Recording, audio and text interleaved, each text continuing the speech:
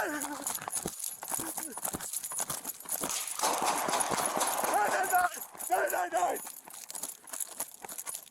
I've been shot! No! Hey there and welcome to MurderTube, where our video this time is of a very recent incident. This happened less than 1 month ago. There's of course some history and some backstory that's important to this individual too, but the main incident here happened in February of 2022.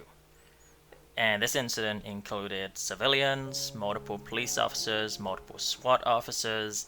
It even included a baby. As you might have seen by the intro there, because this is a very recent incident and because the police were involved were a big part of it, we actually have quite a bit of body camera footage that we're going to show too, that shows some of the raw nature of the main incident that we're going to get into here. So this is going to be the history, the murders, and the ambush of Morris Richard Jones III. So Morris Jones was an American man, and he was born in 1985.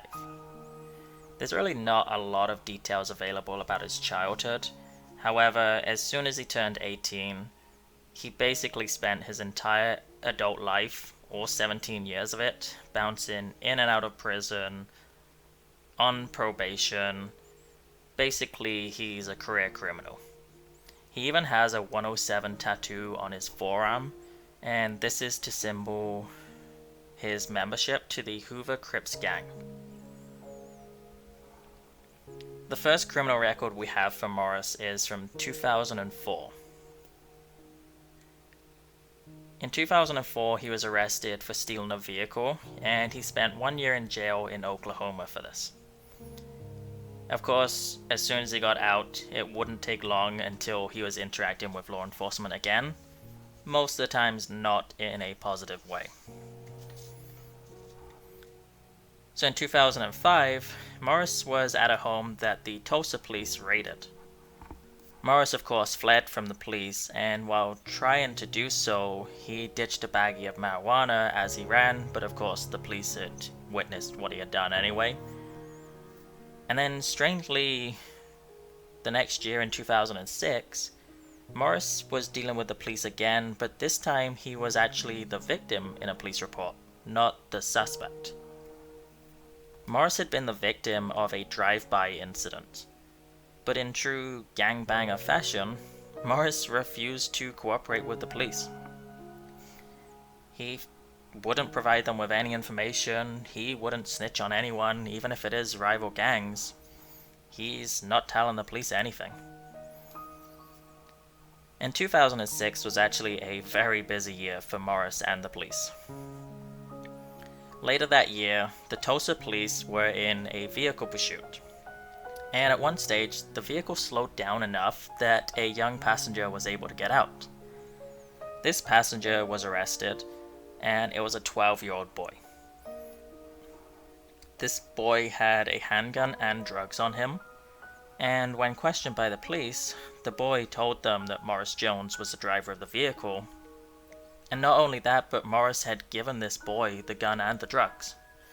So rather than risk getting arrested and having the guns and drugs on him, he gave them to this 12-year-old kid.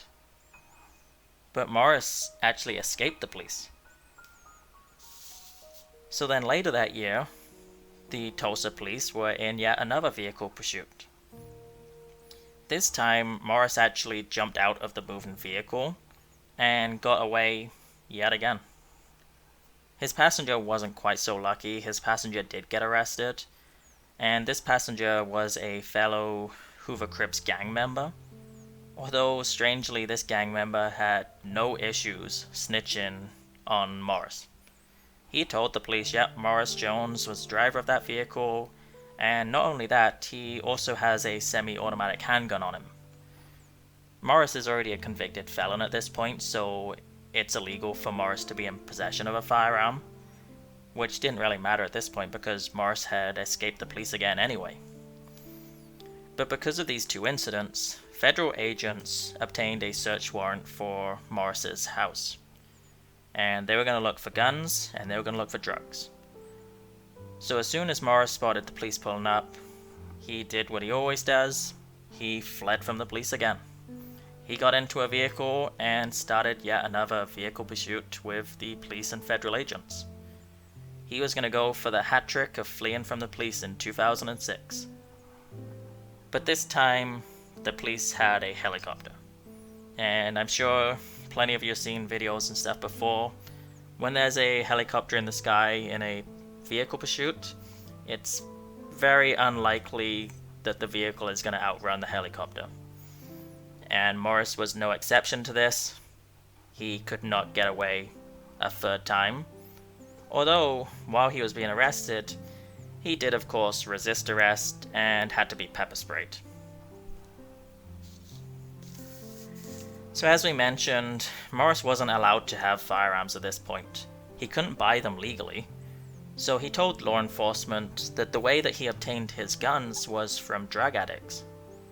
He would trade crack cocaine to drug addicts for firearms. So Morris got sentenced to jail for these incidents, and he spent quite some time in jail at this point. So it wasn't until 2014 when Morris was released, and he kind of spent 2 years bouncing between probation and short stints in prison due to his continued drug use and possession. Until eventually in 2016, when this probation, these short jail stints weren't really working, so he got sentenced to 4 years. He served about 3 years, and it was 2019 when he got released again. So some point after he got released there, he moved to Phoenix, Arizona. And then he interacted with the police yet again. In 2020, he was arrested. This time it was for transporting undocumented immigrants from Mexico for profit. By the time Morris finally got sentenced for this, he spent about 1 year in jail before getting released again not too long ago.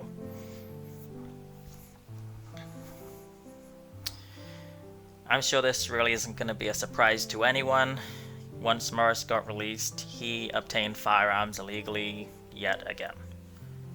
This time, Morris would use those firearms to commit way worse crimes than he's ever done before. So it leads us to our main incident with Morris that happened in February of 2022. Is in the early mornings of the 11th of February 2022 at around 2:10 a.m. when a 911 call was received. Phoenix 911, where is your emergency? It's a gunshot wound. It's a gunshot wound. Where? We got an intruder. We had an intruder.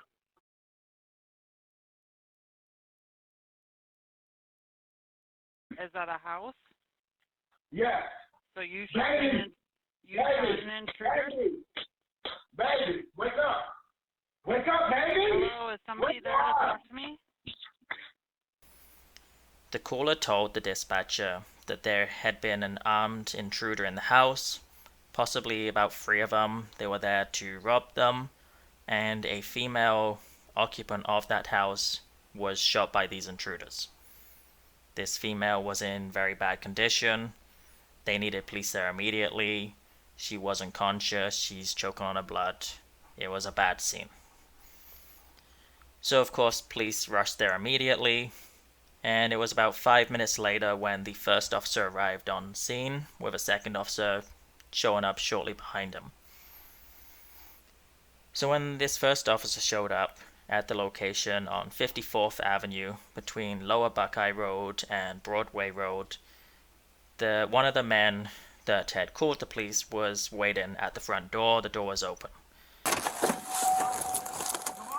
You're sucking on our own blood. Come on, bro. Come on. Who's all in the house? Huh? Who's all in the house? It's me. Who's you? No.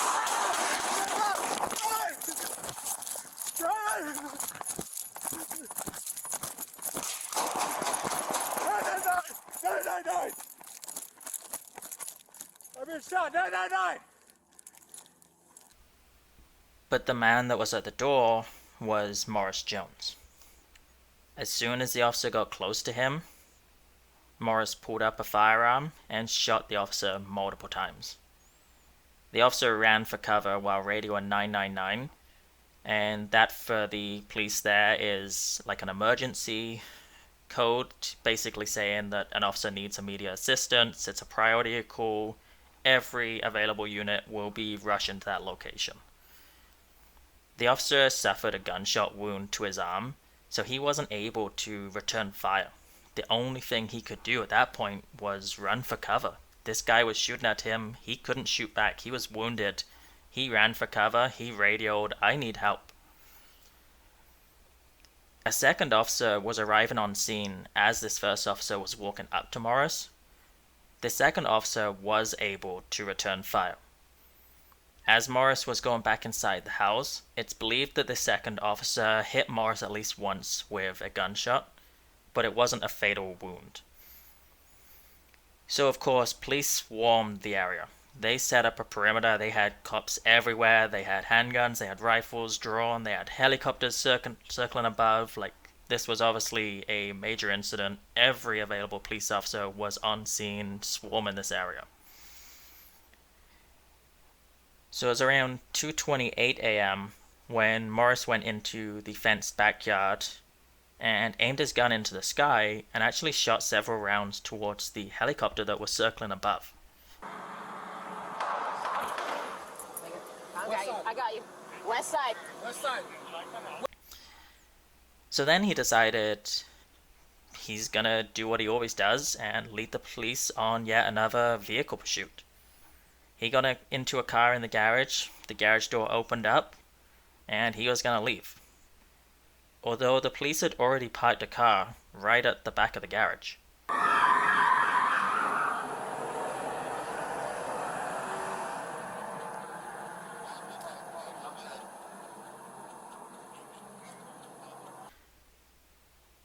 So by now, Morris doesn't have a whole lot of options as to what he can do. Fleeing in the vehicle is not an option, clearly. He can't go running out the front door. There's hundreds of officers and vehicles and helicopters waiting outside. You know, he's stuck in the house. He doesn't have a whole lot of options to him. And he maybe figures that out himself as well. So the front door opens and he decides to surrender himself. He comes outside with a baby. And of course the police are telling him, you know, put the baby down. They don't know if it's a real baby or not at this point. He's got something in his hands. They're telling him, put it down, put your hands up, you know, come to us. This guy's kind of complying. He's putting the baby down by the door. And then he's putting his hands up. They're telling him, you know, keep your hands up, walk towards us. This guy does comply. He gets to the police vehicles. And the officers immediately arrest him and put him into handcuffs. So while some officers are putting him in handcuffs, other officers nearby want to rescue this baby. You know, they're not 100% sure whether it's a baby or not. They're not going to take the chance. If it is a baby, they want to get this baby out of the middle of this volatile situation. Like, we need to rescue this baby. It's right near a door where there's been gunshots. This is an active shooter situation. So multiple officers move in with their guns drawn, and they're going to grab this baby out of there. Hey, come with me. Baby. Door. I got the baby.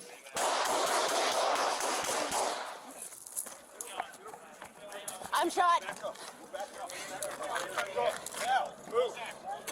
Yes? All right, move. The problem with this, though, the guy they just arrested was not Morris Jones. Morris was inside the house with guns pointed towards that baby and that front door, waiting for the officers to want to come rescue that baby. When they got close, he opened fire in the direction of those officers and that baby. 4 officers were hit with gunshots, and 4 other officers received wounds from the ricochet bullets from the ground and the shrapnel. So they weren't able to get this baby out of this situation. As soon as they got there was just a hail of gunfire rained on them. So the nearby officers were shooting back into the house to try and protect their officers. They had to flee. They didn't have a chance to even grab this baby. This baby was left near the front door with Morris shooting bullets towards it. So then negotiators tried to talk to Morris. But again, like always, Morris doesn't want to talk to the police. He just hangs up on them. They try texting him, they try leaving voicemail messages. Nothing is successful. So by now, SWAT teams are arrived on scene. This baby is still near the front door, and it's been there for nearly an hour.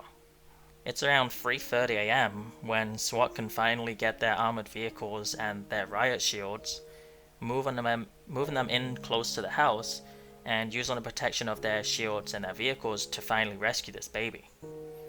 But Morris did shoot several times at the SWAT's armored vehicle. He even punctured one of the tires on one of their armored vehicles. So Morris wasn't surrendering. He's clearly going to go out with a gunfight. He doesn't care who's going to get hurt. He doesn't even care about this baby. Like, he was just shooting right towards this baby, wherever it gets hit or not. He clearly didn't care at all. This is like a 2-month-old baby we're talking. He's not surrendering. Negotiations aren't going to work. Police can't move in without getting themselves injured. They're running out of options. So SWAT used gas grenades. A bunch of gas grenades were thrown into the house, hoping they can force some kind of action out of Morris, or at least maybe force Morris out of the house and they can finally put an end to this. But nothing happened. They threw gas into the house. Nothing seemed to happen. Morris didn't come out. There wasn't really a whole lot of movement. So SWAT decided to move into the house. They found Morris Jones in the house, dead. He had a self-inflicted gunshot wound. There was a handgun with him and an assault rifle. He committed suicide. Also inside the house, they found a 29-year-old female by the name of Shatifa Lobley, and she was in critical condition from a gunshot wound. Shatifa was rushed to the hospital, where unfortunately she would die from her wounds. So the man that was arrested during this incident, who had brought this baby outside, was Shatifa's brother. So far, I can't find any information on his involvement or if he's going to be facing any criminal charges. Was he an accomplice in this? Was he an innocent civilian? Was he the one that was forced at gunpoint to make the 911 call? Was he forced at gunpoint to walk outside and leave the baby near the door? Was he an accomplice? Was he planning that with Morris to leave the baby near the door and he acts innocent while he's setting up an ambush? Because this is such a recent case, we don't have the information on that yet. And the baby that was put outside is actually Morris Jones's own baby. The mother of the baby was Shatifa Lobley, the lady that Morris shot and killed. Even though this baby was in the middle of a gunfight between an individual with an assault rifle and multiple police officers, this baby was unharmed. So it's now been placed in the care of other family members, and as far as we know, it's safe. It's didn't suffer any wounds or anything. You know, it's young enough that it's not really going to be traumatized from this. So luckily, you know, it's a good outcome for the baby in this situation at least. And it's said that Morris Jones actually had a mental health assessment scheduled that would have been the week after this murder and ambush. But honestly, whatever his mental status was, it's hard to feel any sympathy or remorse for a guy like this. He's clearly a career criminal, a gangbanger. He spent, you know, pretty much his entire life, or at least his entire adult life, showing no regard for anyone else's life or safety, whether it's another adult, a teenager, a kid, even his own baby. He didn't care about. He put right in the middle of an extremely dangerous situation. And what are your thoughts on the brother of Shatifa? You know, do you think he's involved in this, or was he innocent, or maybe, you know, forced into doing some of this? If Morris shot Shatifa, why didn't he shoot the brother, even though this brother was in that same house, you know, all this time during all of this? Let me know your thoughts in the comments below. And because this incident happened less than 1 month ago, if we do get some new details come out, especially with regards to the brother, I will update you guys in a future video as that information becomes available to us. But as always guys, like the video if you liked it, dislike if you didn't, let us know why, and be sure to subscribe, hit that bell icon, because we will have these videos twice a week, and like always, it is a crazy world, so make sure you guys stay safe out there.